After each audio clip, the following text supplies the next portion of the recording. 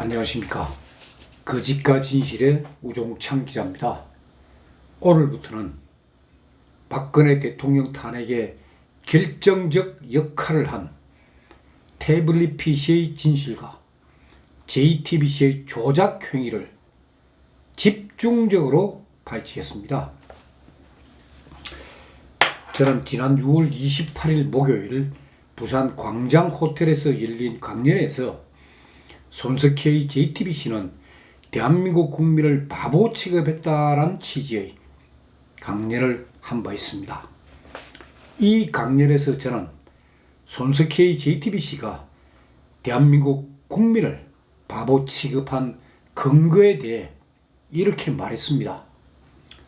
JTBC는 2016년 10월 24일 오후 8시 뉴스룸 시간에서 최순실이 드레스덴 연설문을 박근혜 대통령이 연설하기 하루 전에 태블릿 PC로 받아보고 서른 군데나 빨갛게 수정했다는 뉘앙스의 보도를 한 바 있다.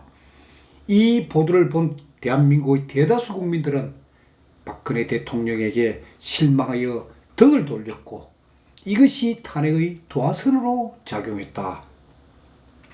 그런데 이 보도를 주도한 JTBC 지휘팀장 손용석이 검찰에서 진술한 진술조서에 보니까 JTBC는 최순실이 태블릿 PC로 대통령 연설문 등을 사전에 받았다는 사실만 보도했지 이 태블릿 PC로 드레스덴 연설문을 수정했다는 단정적인 보도는 하지 않았다는 겁니다.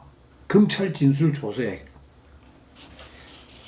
사실 저도 2016년 10월 24일자 JTBC 보도를 저도 시청했습니다. 깜짝 놀랐습니다. 박근혜 대통령에게 저도 실망했습니다. 그런데 JTBC가 이제 와가지고 최순실이 태블릿 PC로 연설문을 수정했다고 보도한 적이 없다. 이래 발뺌을 하니까 참 허탈하고 참 황당합니다.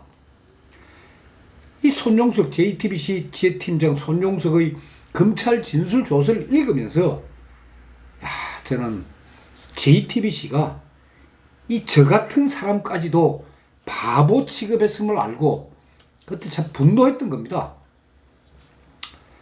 그래서 지금부터 태블릿 PC의 진실과 JTBC의 조작 행위를 제가 시간대별로 검증해 드리겠습니다. 시간대별로. 첫째, 태블릿 PC가 발견된 WK라는 회사가 왜 2016년 9월 3일에 사무실을 폐쇄하고 이사를 가게 되었는지, 9월 3일 날 WK가 이사를 가고 10월 18일 날 JTBC가 이걸 발견합니다. 그래서 첫째는 그거예요. 왜 이사를 가게 되었는지. 다음 둘째, JTBC 김필준 기자는 왜 하필이면 10월 18일 날 2016년 10월 18일 날 WK 사무실을 찾아갔는지.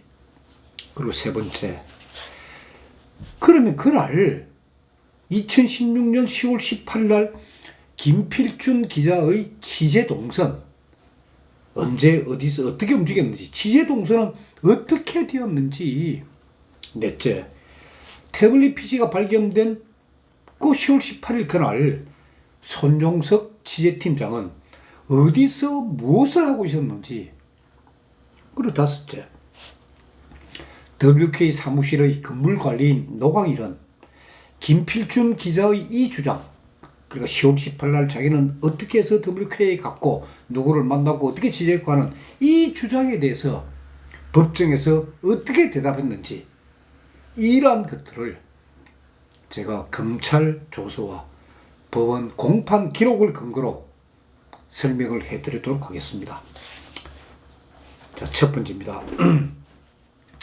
WK가 이사가던 2016년 9월 3일 그날 사정부터 일단 말씀드리겠습니다. 우리가 2016년 9월 3일 하면 잘 기억이 안 날 겁니다. 근데 9월 3일 그날이 토요일입니다.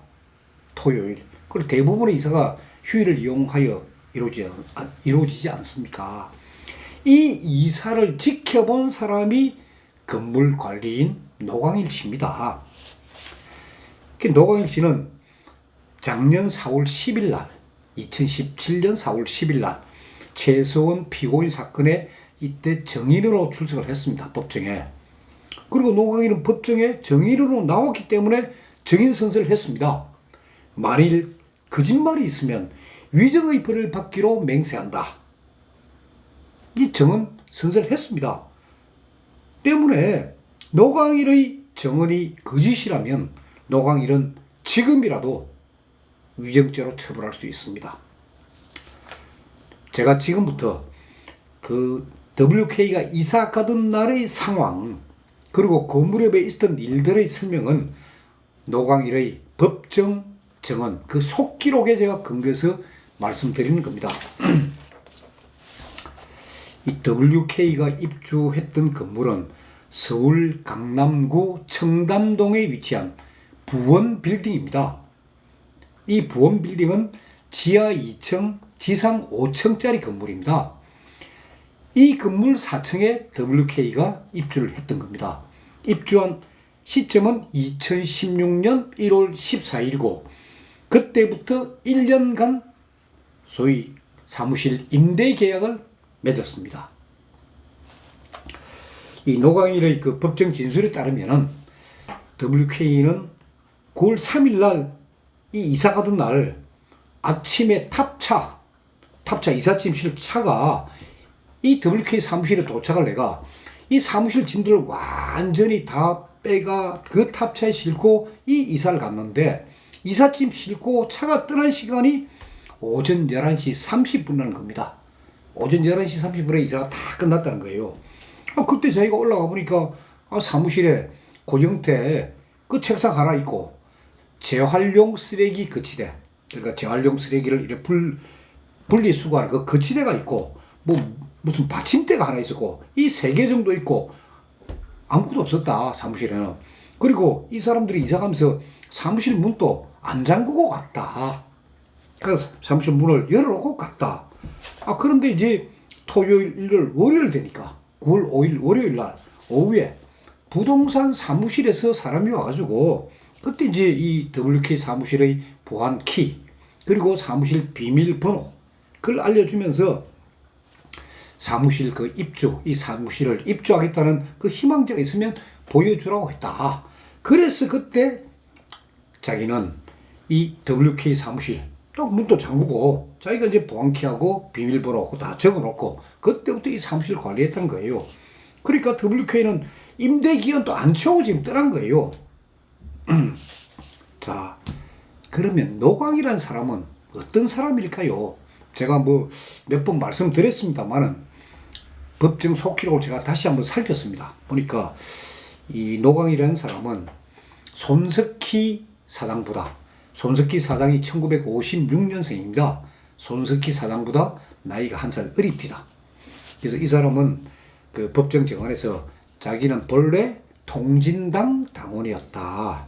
그리고 통진당이 헌법재판소에 의해서 결정으로 해산되는 것도 알고 있고, 그러다가 통진당이 자동적으로 이제 정의당이 되면서 자기도 정의당 당원이 되었고, 그리고 태블릿 PC를 발견되던 그 시점, 2016년 10월 18일 그 시점에는 자기가 정의당 당원이었다.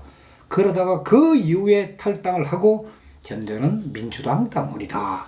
그리고 2017년 4월 10일 날 법정에서 진술할 때, 정언할 때 그때는 민주당 당원이다 라고 밝힌 사람이에요. 그리고 이제 이 노광일은 이 부원빌딩 전체, 그러니까 지하 2층부터 지상 5층까지 전체 사무실을 마음대로 출입할 수 있는 마스터키 이건 갖고 있지 않았다고 진술했습니다. 마스터키가 없으니까 남의 사무실 함부로 못 들어가고, 그래서 지나가다가 문틈으로 한번 보고 혹시 문이 열려 있을 경우에 자기가 우편물 전달하러 그 사무실에 들어간 적은 있지만은 마스터키가 없기 때문에 함부로 남의 사무실은 못 들어갔다고 그렇게 이야기를 했고, 그리고 자기는 지하 2층에, 그게 주차장 입구 쪽인데, 그 지하 2층에 있는 관리 사무실, 거기서 주로 근무를 했다. 그렇게 법정에서 진술을 했습니다. 그러면은 이 WK는 임대 기간이 남아 있는데도 왜 사무실을 갑자기 폐쇄하고 이사를 갔겠습니까? 그 이유, 그것이 사실은 대국민 기만 사건의 발단입니다. 그것이 WK가 이사를 가게 된 것이, 제가 그동안 여러 차례 말씀드렸지만은 이 WK 사무실이 폐쇄가 되기 보름 전, 그러니까 2016년 8월 19일입니다. 8월 19일 오후 7시에 서울 강남구 압구정동 부근의 한강 둔치에서 고영태, 이성한, 최순실 3명이 이때 비밀 회동, 일종의 미팅을 가집니다. 비밀리에 이 세 사람만. 그 이성한은 누구냐? 미르재단 초대 사무총장입니다. 그리고 그때 이 최순실을 압구정동에 있는 이 한강 둔치까지 차를 태워서 온 사람이 유상영 씨입니다. 그래서 유상영 씨는 이 당시 상을 잘 아는 사람이에요. 그러니까 이 세 사람의 밀담에서 이제 이성환이가 최순실에게 자기가 한미약품을 위해가 어떤 용역 일을 했는데 그 대가 30억 5천만 원을 지금 못 받고 있다. 그 돈 좀 받게 해달라.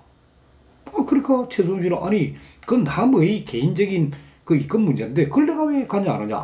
그런 건 내가 못한다. 그러니까 이성환 씨가 그렇다면 내가 그 돈 찾기 위해서는 소송을 해야 되는데 변호사 비용으로 5억이 필요하다. 5억 좀 달라. 그러고 최성훈 씨가 아니 그건 왜 내가 왜 그 돈 줬냐고. 그러니까 이성환 씨가 마지막으로 이제 제가 강원도에 땅이 있는데 그 땅 지금 안 그래도 뭐 그 최순실 씨가 이제 강원도에 목장을 갖고 있으니까 그 내 땅하고 같이 이래 사과 개발하면 어떻겠습니까? 그 땅 5개 사달라. 그 최순실 그 돈에 그 해버립니다. 당시 고영태, 이성한 이 두 사람이 최소원이라는 여자를 밤 7시에 8월 19일입니다. 물론 여름철이지만 밤 7시에 이 압구정동 한강 둔치로 불러가지고 이런 요구를 한 거. 이 요구 있고 난 뒤부터 최소원 씨가 눈치를 채는 거예요. 이 고영태, 이성환이가 나를 이용해서 돈벌이 하려고 하는구나 하는 그 눈치를 딱 채고 그렇다면 결국 얘들을 멀리해 이른다.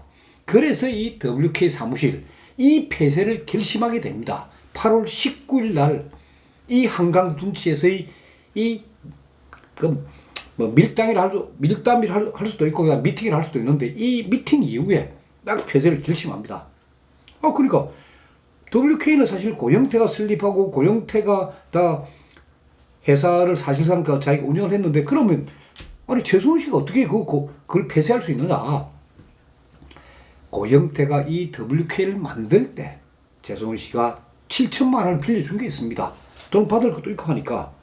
또 그 무렵에 고영태는 경찰 수사를 받고 있어가 회사에 나오지 않을 때입니다. 그래서 최순실 씨가 폐쇄를 결정을 해도 아무 문제가 없었던 겁니다. 그러니까 8월 19일 날 그 미팅, 그 불쾌한 미팅을 끝나고 난 뒤에 최순실은 유상영 씨한테 WK 사무실 폐쇄해라 라고 이제 지시를 내립니다. 그래서 유상영 씨는 또 WK 격리 여직원 전지영에게 그런 지시를 내립니다. 곧 이사 가니까 준비를 해라. 그러니까 전지영은 건물관리인 노광일한테 아저씨 우리 곧 이사 갑니다. 근데 이사 가다가 혹시 제가 잊어먹을지 모르니까 4층 그 화장실 키부터 제가 반납하겠습니다 하고 키를 반납한 게 바로 8월 말이랍니다. 그게 이제 노광일 씨가 법정에서 쭉 진술을 합니다. 그럼 이제 아까 제가 말씀드렸지만 그럼 고영태는 반발이 없었느냐? 이 WK 사무실 폐쇄 반발이 없었느냐? 고영태는 이보다 한 4개월 전에, 그러니까 2016년 4월 달에 주식 사기 혐의로 서울 강남경찰서에 고영태를 고소하는 고소장이 접수가 됐습니다. 그래서 수사가 시작되고 있었어요. 고영태 사기 사건에 대해서. 그리고 또 그 무렵 고영태는 강남의 사채업자한테 1억 원을 빌려가. 그래서 사채업자한테 1억 원을 빌렸으니까 굉장히 이자가 세겠죠. 그 돈을 빌려가지고 그걸 갖고 수도권 지역에 사설 경마장을 설치해가 운영하다가 그 돈 다 날립니다. 이자는 이자대로 물어야 되고 돈은 날렸고 빌린 원금은 날렸고 거기에다가 주식 사기 그거로 고소는 당했고 그래 돈에 아주 매우 쪼들린 상태입니다. 자, 검찰에서 이제 고영태 수사가 시작이 됐습니다. 고영태는 모든 책임을 김수현 씨한테 다 밀어버립니다. 아, 제가 한 게 아니고 김수현이가 됐습니다. 김수현이가 누구냐? 김수현 녹음 파일의 주인공입니다. 고영태 때문에 그 밑에 들어가가지고 봉급받고 이랬던 김수현입니다. 그래서 김수현 씨가 강남경찰서에 나가서 조사를 받게 되고 그리고 김수현 씨 통장을 이제 검찰이 다 뒤지다 보니까 거기 2천만 원이 입금된 게 드러난 거예요. 그 2천만 원이 뭐냐? 그게 관세청 이 공공과장을 통해서 고영태가 받은 돈이에요. 그러니까 자기가 직접 안 받고 김수현 통장으로 입금시켜가 받은 돈이에요. 이런 게 처음부터 드러난 거예요. 경찰 수사에서. 그러니까 결국 돈에 쪼들리고 하니까 이 최수훈 씨한테 돈 한 5억, 미니멈 5억, 많으면 30억 5천만 원까지 이성환 미르재단 초대 사무총장과 짜가지고 그 돈만 받아내면은 일단 자기 빚 다 돈으로 해결할 수 있으니까. 그래서 최수훈 씨를 한강동시로 불러가지고 처음에는 부탁 겸 이런 식으로 막 계속 사정을 하고 했는데 결국 안 들어주니까 그때부터 고영태, 이성환 이 두 사람이 기자들 만나가 최순실의 취미는 대통령 연설문 꽂히는 것이다. 왜? 최순실의 비행 어느 뭐 재벌로부터 돈을 받았다든지 뭐 누구로부터 예를 들어가 뭐 자리 부탁, 취직 부탁을 돈 번 게 없으니까 최수훈 씨가 그러니까 유일하게 자기네들이 문제 삼을 수 있는 거는 최순실의 취미는 대통령 연설문 꽂히는 것이다. 이런 허위 사실을 JTBC 심수무 기자 아니고 다른 여러 기자들한테 이런 사실을 퍼뜨린 거예요. 그러면서 이제 막 퍼뜨리고 있으면서 경찰 수사가 자기를 막 쪼아오니까 이미 고영태는 8월 말에 WK 사무실에 있던 자기 집 다 빼버립니다. 왜? WK 출근하면은 그 나갔다가는 경찰이 글로 닥칠지 모르니까 지금 다 8월 말에 다 정리를 해버립니다. 그리고는 기자들 만나서 거짓말 하든지 아니면은 태국으로 출국해 버립니다. 태국. 왜 태국이냐? 고영태의 애인이 태국에 살았고 그 애인이 지금 고영태 같이 사는 그런 여자입니다. 그리고 고영태는 이제 10월 27일 한국에 귀국합니다. 노승일 전화 받고는 귀국해가지고 이제 최순실 안 좋은 이야기를 다 하게 되는데 그때 고영태가 노승일한테 한 말이 자기가 WK 사무실 이미 8월 말에 다 정리했다. 카메라 한 대만 딱 남겨두고 나왔다. 그리고 최순실 관련된 온갖 증거를 수집하는 내가 책상 서랍에 그때 이제 노승일이가 고이트 보고 야, 너 뭐 책상 서랍에 태블릿 PC 이거 준 적이 있어 하니까 내가 그런 태블릿 PC를 왜 내가 책상 서랍에 놔두겠느냐. 최순실 증거는 내가 다 확보하는 사람인데 그런 적 없다. 카메라를 놔두는 거는 저거 손대고 탈라면은 내가 이제 나중에 건물 임대 보증금 받을 때 그때 내가 이제 내 권리 행사하겠다고. 그래서 카메라는 딱 하나 놔뒀다는 거예요. 그러니까 고영태 주장도 책상에 태블릿 PC 거 없었다. 그 이야기하는 그런 상태예요. 그리고 노광일 씨 진술에도 아까 제가 이사상 말했지만은 탑차가 와가 그래 직원들이 뭐 보따리 사들고 이상한 게 아니고 탑차가 와가 모든 짐을 싣고 간. 그러면 이삿짐 센터 직원들 보면 사무실에 뒤지면서 이거 어떻게 할까요? 다 물어볼 거 아닙니까? 그런 상태예요. 그런 사무실입니다. 자, 9월 3일 날 이제 WK가 사무실 떠났습니다. 그리고 9월 5일 날 이제 부동산 사무실에 와가지고 사무실 보러 오는 사람 있으면 문을 열어주세요 하면서 보안키하고 이제 비밀번호를 주고 갔습니다. 그럼 9월 5일부터 노광일 씨가 이 WK 사무실을 쭉 관리를 하는데 JTBC 기자가 찾아온 게 10월 18일 아닙니까?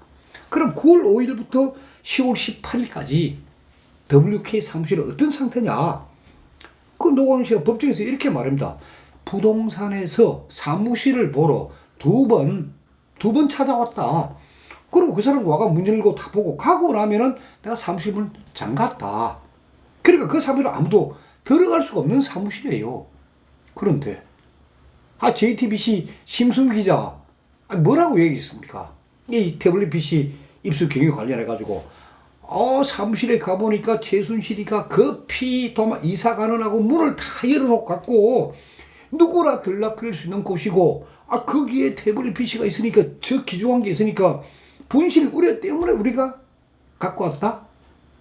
노광일 진술하고 심수 기자 리포트 JTBC를 통해서 보도한 내용과는 완전히 다릅니다. 자, 그 다음은 그러면 왜 JTBC 김필중 기자는 하필이면은 10월 18일 날 WK가 이사 가고 한 10일쯤 전에 10월 18일 날 WK 사무실을 찾아갔을까요? 왜?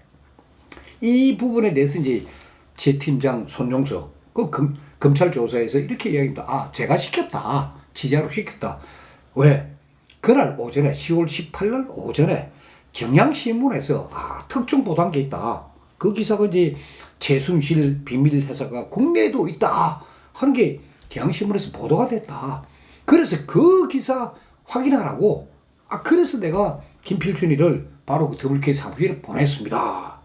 이렇게 진술이 돼 있어요.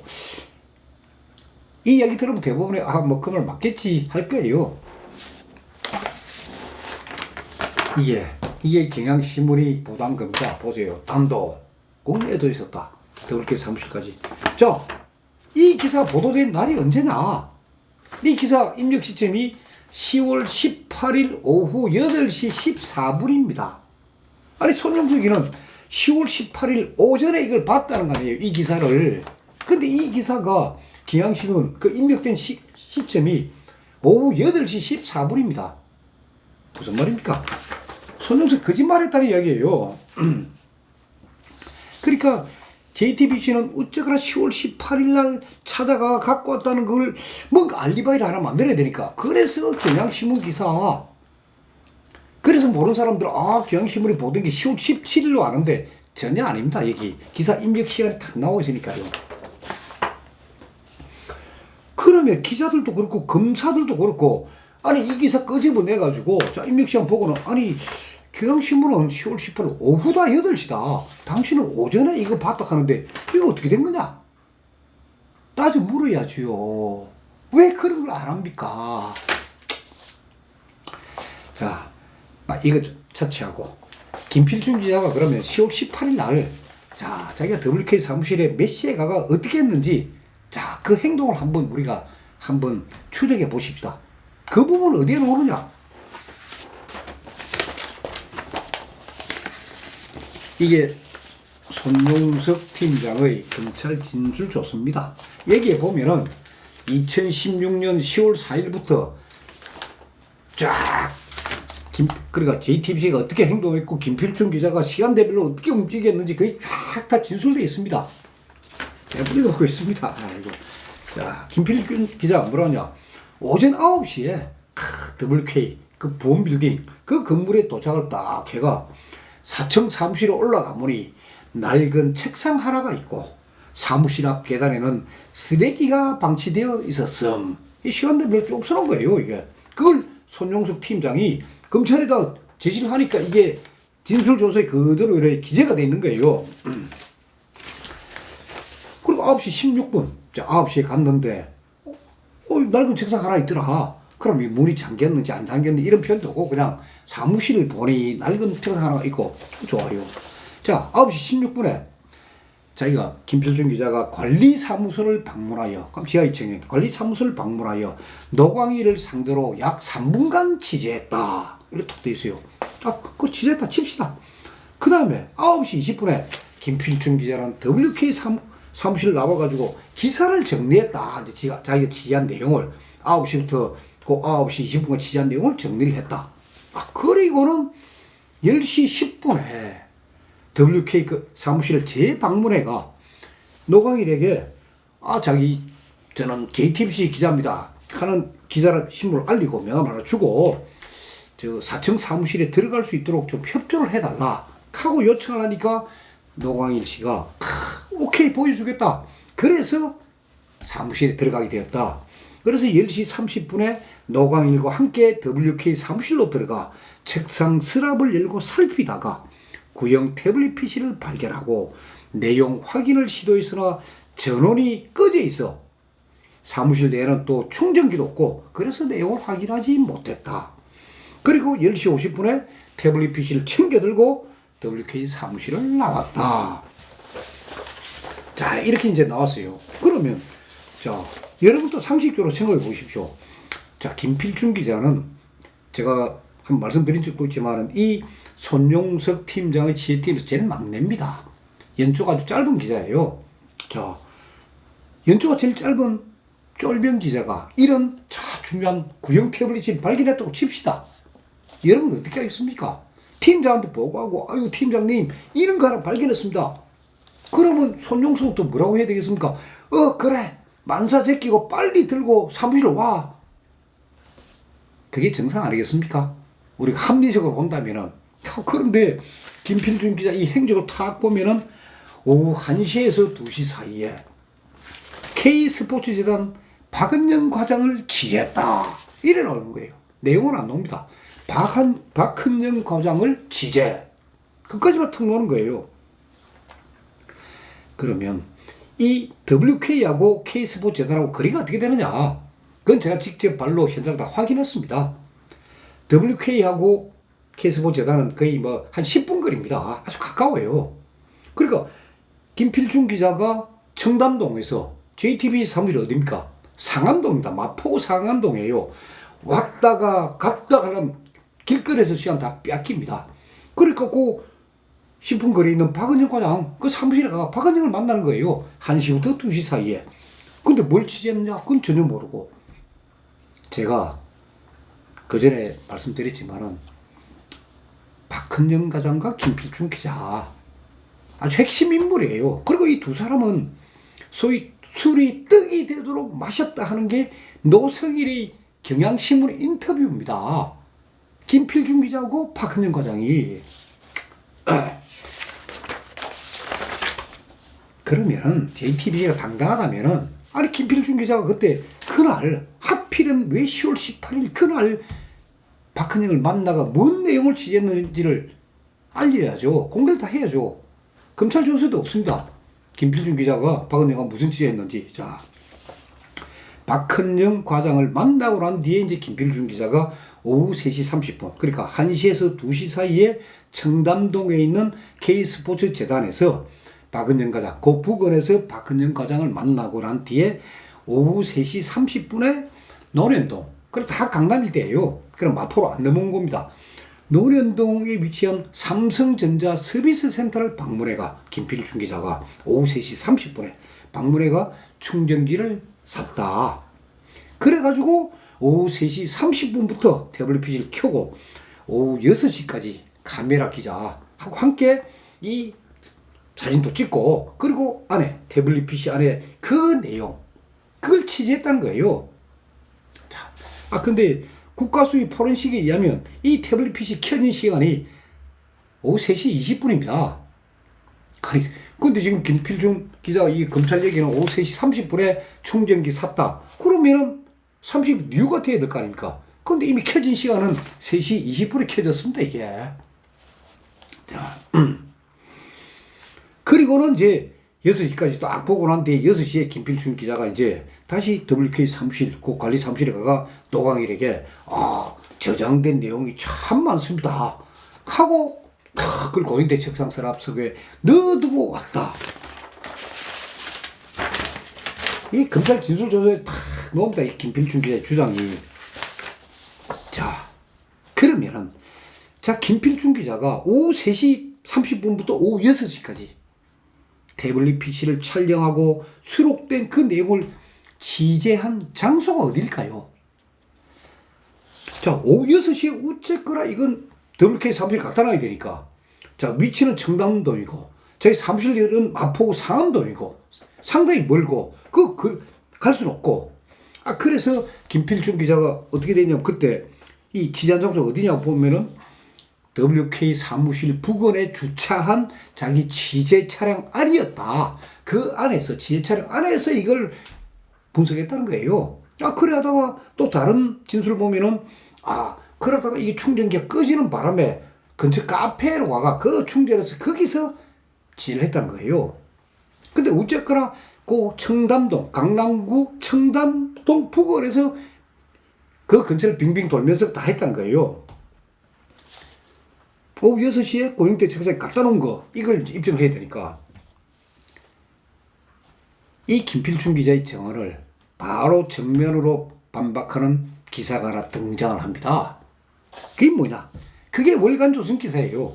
월간조선이 2017년 11월로 기사에서 이 JTBC 주장 입수경위 발견 장소 이천법이다 하는 기사를 보도를 합니다. 그 기사가 문갑식, 당시 월간조선 편집장 문갑식 기자하고 최우석 기자가 같이 취재해서 이 쓴 기사예요. 그때 문갑식 편집장이 근거로 삼았던 게 검찰 포렌식 보고서입니다. 이 시점에는 국가수 아직 포렌식 하기 전입니다. 근데 그 기사가 워낙 영향이 크니까 JTBC가 월간조선을 상대로 손해배상 1억 내라. 그 기사 허위기사다. 그래서 1억 이상 내놔라 하고 지금 손해배상 청구 소송을 제기해가 지금 JTBC하고 월간조선이 손해배상 소송 중입니다. 그러니까 JTBC는 변희재는 형사 고소해가지고 감옥으로 보내고 월간조선을 상대로는 1억 원 이상 그 손해배상 청구 지금 민사소송을 하고 있습니다. 그 월간조선에 이 뭐라고 써놨느냐. 그러니까 이 김필중 기자의 동생과 관련해가 이 월간조선 기사 딱 보면은 JTBC가 이 태블릿 PC를 통해 가지고 드레스덴 연설문을 최초로 열어본 시각. 그러니까 JTBC에서 이 태블릿 PC에서 드레스덴 연설문에 최초로 접속한 시각. 그게 검찰 포렌식 보고서에 보니까 2016년 10월 18일 오전 8시 16분이에요. 저 김필중 기자 WK 사무실 간 게 몇 시랍니까? 오전 9시예요. 근데 포렌식을 보니까 오전 8시 16분에 열어본 거예요. 그 이후에 쭉 계속 열어본 게 포렌식이 나온 거예요. 그래서 월간조선은 검찰 포렌식 보고서를 근거로 해가지고 JTBC 해명 다 틀렸다라고 보도를 한 거예요. 그러면서 이제 이때 월간조선이 근거로 삼았던 게 그 검찰 포렌식 보고서에 꼭 발견된 한컴뷰 히스토리입니다. 한컴뷰 히스토리의 근거가 오전 8시 16분이다. 이렇게 보도를 한 거예요. 그렇게 되니까 손용석 팀장 검찰에 가서 이렇게 진술합니다. 자, 그 부분은 어떻게 된 건가요? 하니까 한컴 오피스 뷰어로 열어볼 경우에 문서를 열어볼 경우에 그리니치 표준 시각이 영국 시간으로 기록되므로 한국 시간으로 바꾸려면 9시간을 더해야 됩니다. 그렇기 때문에 이거 오전 8시 16분이란 거는 월간조선에서 이 그리니치 표준 시각 한국 시각 그 구분도 못하고 8시 16분이라 했는데 본 시각 오후 5시 16분입니다. 그래서 그때 제가 손영석 자기가 그때 드레스덴 연설문 그때 분석 중이었습니다. 이래 딱 진술한 거예요. 그러니까 월간조선 보도가 틀렸다. 그 한컴뷰 오피스 뷰 그 열어본 시각 한국 시간이냐 그린치 시간이냐 이걸 해가지고 자기네 JTBC 주장이 맞다고 이렇게 한 거예요. 자, 좋습니다. 손영석 주장이 맞다고 칩시다. 오후 5시 16분이라고 칩시다. 손영석이가 오후 5시 16분에 맞다고 칩시다. 그러면 오후 5시 16분에 아니 손영석 팀장은 어디에서 이 드레스덴 연설문을 보고 있었을까요? 그러니까 드레스덴 연설문 보려면 어쨌거나 태블릿 PC가 있어야 될 거 아닙니까? 근데 태블릿 PC는 그 시간 누가 갖고 있습니까? 김필중 기자 갖고 있는 거예요. 저거 주장대로 한다면은 일단 그러면은 어떻게 돼야 됩니까? 취재팀장인 손용석하고 말단 기자인 김필준이가 WK 사무실 부근에서 같이 움직여야 됩니다. 같이. 그렇게 되면 아무 문제가 없죠. 그 김필준 갖고 온 거를 손용석이가 제 차량 안에서 쫙 보고 그거 하고 있으면 되는 거예요. 그런데 검찰 진술조서나 그동안에 소위 JTBC 보도에 보면은 손용석 팀장이 김필준 기자하고 같이 현장 취재했다. 그런 거 함도 보도한 적 없습니다. 이 검찰 진술조서에도 손용석 팀장이 김필준 기자하고 같이 움직였다는 그 큰 게 전혀 없습니다. 다만 JTBC는 월간조선 보도가 그게 월간조선이 JTBC 그 허위를 지적한 게 그게 허위다. 맞받아치려니까 오전 5시 16분에 내가 보고 있었다 하고 주장을 한 거예요. 그러다 보니까 시간상 허점이 드러난 겁니다, 이게. 그 다음에 그럼 건물관리인 이 노광일은 이 김필준 기자 이 주장, 이 시간 대별 이 동선에 대해서 어떻게 정을 했을까요? 그 노광일 법정기록 딱 따르면은 김필준 기자가 찾은 게 오전 10시랍니다. 그리고 노광일이라는 사람이 출근 시간이 오전 9시예요. 출근 시간이. 그러니까 자기는 오전 9시에 출근했으니까 그때 김필준이가 찾아왔으면 바로 기억하겠죠. 근데 출근하고 한참 뒤에 왔으니까 그러니까 오전 10시라고 딱 이야기한 거예요. 이미 거기서부터 1시간 차가 납니다. 근데 오전 10시에 김필준이가 와, WK 사무실 문 좀 열어주세요 하니까 노광일 씨도 당신 뭔데 나무 사무실 문 열어라 말하냐 그냥 가라고. 그냥 쪼가버렸대요. 무슨 취재고 뭐고 그런 게 전혀 없고. 그래서 노광일 씨 법정 진술을 보면 만약 그때 김필준 기자가 내 지금 최순실 취재 중입니다 했으면은 내가 그래도 친절하게 했을 건데 그런 얘기 일치 안 하더라. 그리고 난 뒤에 1시간쯤 지나가지고 그래 11시에요. 좀 지나가 이 김필준 기자 다시 찾아가 JTBC 기자 명함을 촥 내밀더래요. 그래서 자기가 WK 사무실 4층 그 사무실 문을 열어준 거예요. 열어줬다고 하는 거예요. 그럼 왜 열어줬나? 그러니까 노광일 이야기가 손석희 사장, JTBC 손석희 사장을 나는 믿고 존경한다. 그래서 책상 서랍에 뭐가 들어있는지 그건 내 모르지만은 진실 규명에 도움을 준다는 차원에서 사무실 문을 열어줬다. 하고 이제 법정에서 증언을 막 하는 거예요. 그래서 바로 변호사들, 최선필 변호사 바로 질문한다. 당신 진실 규명이라는데 진실 규명이 뭐요? 그 내용이 뭐요? 그러니까 그 무렵에 그러니까 10월 18일 무렵입니다. 정유라 그 이대 입시 비리가 어떻고 독일 비대기 어떻고 그런 기사들을 제가 신문에 봤습니다. 그래 이야기하니까 바로 변호사가 그때 국정농단은 그런 표현 안 썼다. 국정농단은 태블릿 PC 보도 이후에 그때부터 본격적으로 나온 말이다. 그런데 당신이 진실 규명 국정농단 그런 말을 하니까 그거 도저히 모르겠다 하니까 노광일 씨가 탁 이렇게 대답합니다. 방향이 맞았기 때문에 김필준 기자가 무슨 행동을 하든 묵인하였다. 방향 취재 방향인지 살아갈 방향이 그건 모르지만은 이 법정 그 공판 속기록에는 방향이 맞았기 때문에 이렇게 기록이 되어 있습니다. 그리고 이제 그날 소위 김필준 기자 말고도 경향신문하고 한겨레 신문 기자들도 그날 WK 사무실을 찾아갔다는 거 아닙니까? 찾아갔는데 노광일 관리인이 문을 못 열어줘가지고 못 들어갔다는 거 아닙니까? 그런 게 보도가 되었으니까 그 부분을 이제 변호인들이 물어본 거예요. 그때 경향신문이나 그 한겨레 신문 기자 왔느냐? 하니까 이제 이 노광일 법정 증언이 그겁니다. 김필준 기자가 가고 난 다음에 2차로 경향신문 기자가 도착했고 그 다음에 약간의 시간을 또 그 다음에 한겨레 신문 기자가 왔다. 근데 뭘 안 열어줬다. 그럼 그때는 뭐냐? 이미 김필준 기자가 태블릿 PC 들고 가버린 됩니다. 그리고 이 김필준 기자가 갖고 갔다가 그러니까 10월 18일 오전 11시쯤에 태블릿 PC를 갖고 갔다가 자기 퇴근 무렵 그래서 퇴근 무렵 시간이 조금씩 바뀌어가지고 저도 조금 착각을 했습니다만은 이 법정 속기록 보니까 정확하게 오후 6시로 돼 있습니다. 오후 6시. 그때 김필준 기자가 와가 고위택 적성서랍에 넣어두고 갔다. 그래서 가고 난 뒤에 자기는 그리 사무실 문을 잠갔다. 그러면서 이틀 뒤 10월 20일에 김필준 기자가 다시 이제 찾아와가지고 곧 다시 찾아온 시간이 오후 5시 반입니다. 다시 찾아와가지고 찾아왔기에 자기는 그냥 사청문 탁 열어주니까 김필준이가 뭐 태블릿이 이거 뭐 가져간다 이 말도 안 하고 그냥 거듭 말은 책상 서랍을 탁 열고 태블릿을 턱 들고 가는데 자기는 왜 가지고 가는지 그걸 물어보지도 안 하고 그냥 묵인했다. 가지고 가는 것을 보고도 묵인했다. 이런 식으로 법정에서 정을 했습니다.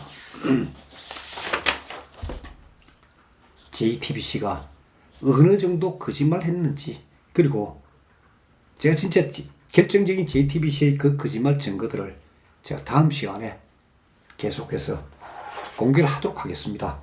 그러니까 이 내용은 제가 좀 그러니까 조금 시간이 길게 먹히더라도 딱 9월 3일, 10월 18일, 10월 20일 딱딱 시간대별로 나눠가지고 JTBC가 주장하는 내용 그리고 객관적인 사실 비교를 해서 제가 계속 설명드리도록 하겠습니다.